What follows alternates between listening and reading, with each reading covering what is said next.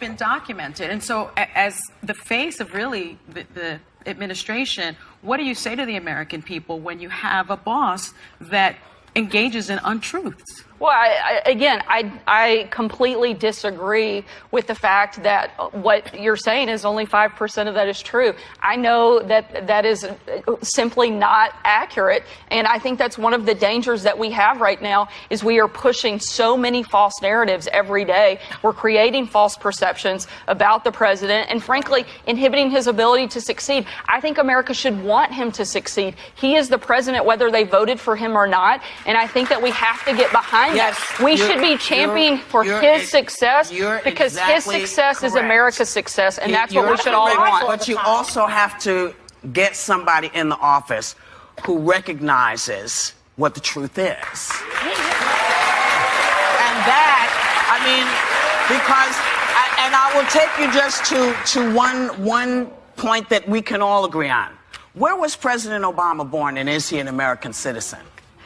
I think this has been pretty well addressed. Well, but this narrative, this is what I'm talking about. That's a narrative that went on forever and really he didn't clear it up until after he was in office. So there are those things that we could go back and forth with, but I think it would be helpful if he would stick to whatever he's just like last night he tweeted one thing and then he said something else the next morning, and it's like come on, man.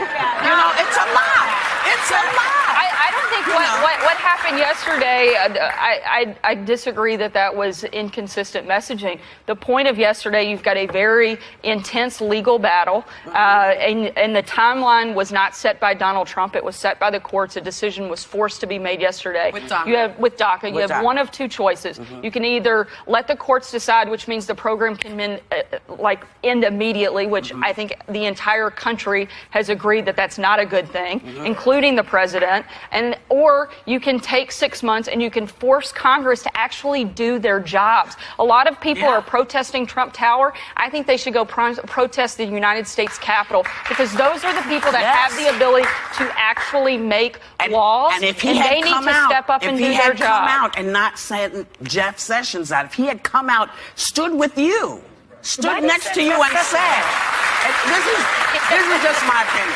If he had stood next to you and said, listen, Congress, you didn't act when you could have acted 4 years ago, 8 years ago. Now I'm demanding that you act. If he had stood with you and said that, I'd feel better. But Jeff Sessions didn't do it for me. The first step was Jeff Sessions making the legal argument. When President Obama made this decision in 2012, he sent Janet Napolitano. He didn't go out himself because that's the first step in the process. He sent the administrator that is responsible for carrying out that duty. That was Jeff Sessions' responsibility. The president put out a very lengthy statement. He'll be out publicly speaking today. There is a process that we're going through, and right now, the part of the process that we're in is for Congress. They've been on a 3-week vacation. They should be well rested.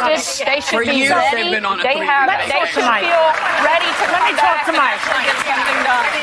Mike, you know, both the president and the vice president, I think, visited Texas to see the flooding and the devastation.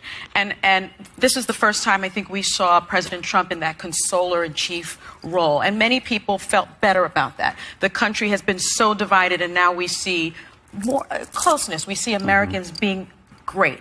However, on the same day when this devastation is set to strike Texas, he pardons Arizona Sheriff Joe Arpaio. He says he pardons him on that day to get better ratings, since people would be watching hurricane coverage.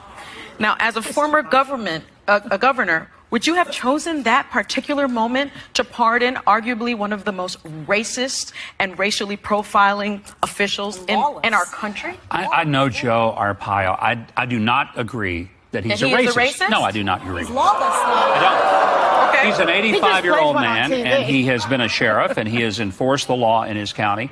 But I think to your first point, which I hope that we can disagree. emphasize. Listen, we're living in a country where everybody disagrees, okay? Fair. I can't hardly find agreement within my own family sometimes. Fair. It's so divided and Fair. polarized. But what you also mentioned was this was a president who not only did the important job of standing up federal resources to assist in Texas, but then he got criticized for not showing enough empathy. He goes back, he hugs people, and then people are saying, we got to find something to hate this guy for. I mean, I'm just telling you, the man could actually really good. We don't believe him because he lies so much. No one believes anything. Take what he does. That's the problem. What he did in that hurricane relief is what's important.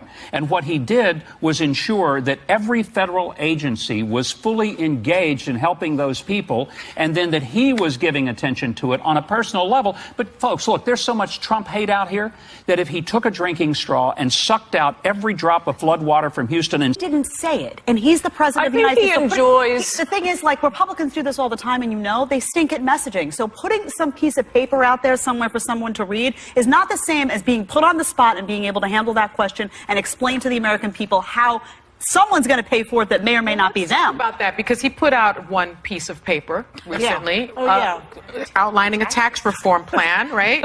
In very broad strokes. Here it is. Very broad strokes. But it's clear when you try to read it, it could save corporations trillions of dollars, which would directly benefit the Trump family and Trump's businesses. Does that at all